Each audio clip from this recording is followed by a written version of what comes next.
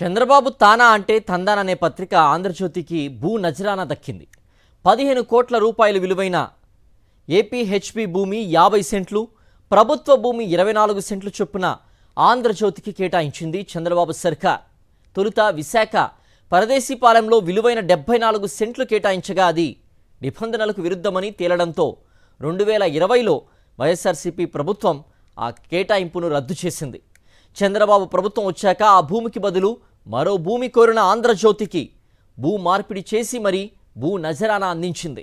Media ముసుగులో నిరంతరం తనకు భజన చేసే తోక పత్రిక ఆంధ్రజ్యోతి ఆమోద పబ్లికేషన్స్ కి చంద్రబాబు విశాఖలో అప్పనంగా 15 కోట్ల విలువైన 74 సెంట్ల భూమిని కట్టబెట్టారు. 2012లో విశాఖపట్నం రూరల్ మండలం పరదేశీపాలెంలో ఆమోద పబ్లికేషన్స్ కార్యాలయం నిర్మాణం కోసం ప్రభుత్వం 1.5 ఎకరాల భూమిని కేటాయించింది. ఆ భూమిని వినియోగించకపోవటం ప్రజా ప్రయోజనాలకు విరుద్ధంగా కేటాయింపు జరిగినట్లు నిర్ధారణ అవడంతో 2020లో వైఎస్ఆర్సీపీ ప్రభుత్వం దాన్ని రద్దు చేసింది.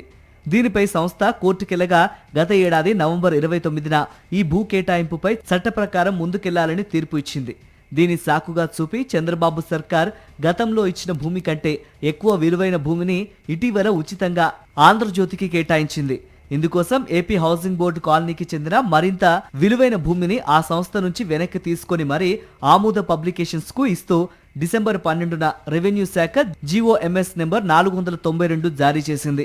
అత్యంత విలువైన పరదేశీపాలెంలోని భూమిపై కన్నేసిన ఆంధ్రజ్యోతి ఎండీ తమ సంస్థ కార్యాలయం కోసం ఇవ్వాలని కోరడంతో 2012లో అప్పటి ప్రభుత్వం 1.5 ఎకరాలు కేటాయించింది. కానీ అందులో ఎటువంటి నిర్మాణం చేయలేదు.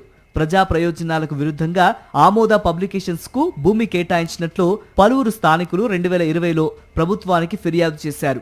దీంతో అప్పటి వైఎస్ఆర్సీపీ ప్రభుత్వం దానిపై విచారణ జరిపి నిబంధనలకు విరుద్ధంగా కేటాయింపు జరగడంతో పాటు కేటాయించిన 8 ఏళ్ల తర్వాత కూడా దాన్ని వినియోగించలేదని తేల్చి ఆ కేటాయింపును రద్దు చేసింది. దీనిపై ఆమోద పబ్లికేషన్స్ హైకోర్టును ఆశ్రయించింది. గత ఏడాది నవంబర్ 29వ తేదీన హైకోర్టు దీనిపై తీర్పు ఇచ్చి చట్టానికి అనుగుణంగా మళ్లీ కేటాయింపును పరిశీలించాలని ప్రభుత్వానికి సూచించింది. ఇంతలో ఆంధ్రజ్యోతి మరింత విలువైన భూమిని కోరింది.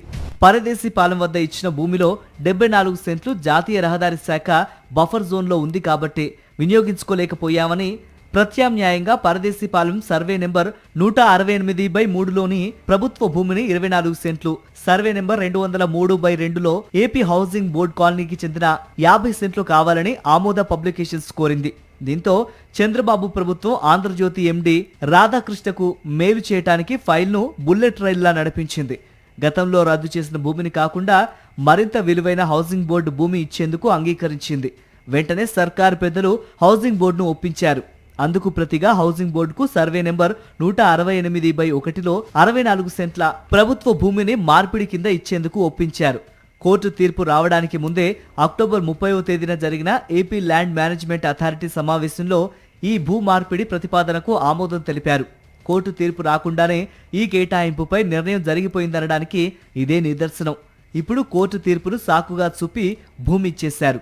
ఒక పక్క భూములకు సంబంధించి లక్షలాది సమస్యలు రెవెన్యూ కార్యాలయాల్లో పేరుకుపోయి ఉన్నా పట్టించుకోని చంద్రబాబు తన అస్మదీయ ఎల్లో మీడియా అధినేతల్లో ఒకరైన రాధాకృష్ణకు మాత్రం కోట్ల రూపాయల విలువైన భూమిని రోజుల వ్యవధిలో కేటాయించేశారు.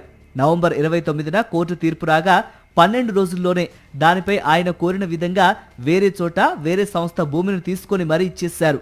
భూములకు సంబంధించి ఇలాంటి తీర్పులు వేలల్లో ఉన్నా వాటి వైపు కన్నెత్తి చూడని ఉన్నతాధికారులు ఆంధ్రజ్యోతి రాధాకృష్ణ ఫైల్ను నిబంధనలు పక్కన పెట్టి మరీ ఆగమేఘాల మీద ఆమోదించేలా చేశారు.